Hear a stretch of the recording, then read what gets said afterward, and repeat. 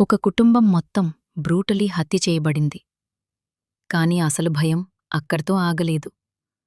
హత్య జరిగిన తర్వాత కూడా ఎవరో ఆ ఇంట్లో కొన్ని రోజులు జీవించారు.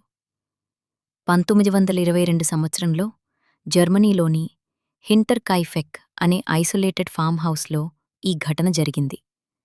అక్కడ ఆంద్రియాస్ గ్రూబర్, అతని కుటుంబ సభ్యులు కలిసి నివసించేవారు.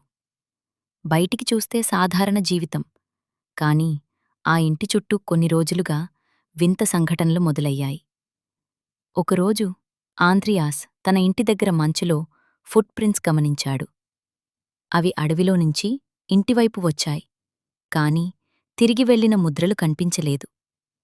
ఎవరో వచ్చారు, కాని వెళ్లలేదు అన్న భావన అతని మనసులో మిగిలిపోయింది.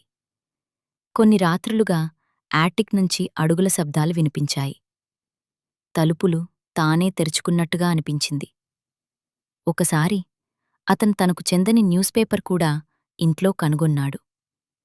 ఈ సంఘటనలో అతన్ని డిస్టర్బ్ చేసినా పోలీస్కి కంప్లైంట్ ఇవ్వలేదు.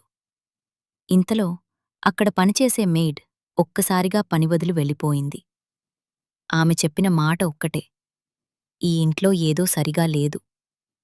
ఆమె వెళ్ళిన రోజే కొత్త మెయిడ్ వచ్చింది. అదే ఆమె మొదటి రోజు, చివరి రోజు కూడా అయింది. మార్చి 31వ తేదీ రాత్రి ఆ ఇంట్లో ఏదో జరిగింది. కొన్ని రోజులపాటు ఆ కుటుంబం ఎవరూ బయట కనిపించలేదు. పక్కవాళ్ళకి అనుమానం రావడంతో వారు ఇంట్లోకి వెళ్లి చూసినప్పుడు ఆ దృశ్యం భయంకరంగా ఉంది. ఆ ఇంట్లో ఉన్న 6గురిని ఒక్కొక్కర్నీ క్రూల్గా చంపేశారు. కాని అసలు ప్రశ్న అక్కడే మొదలవుతుంది.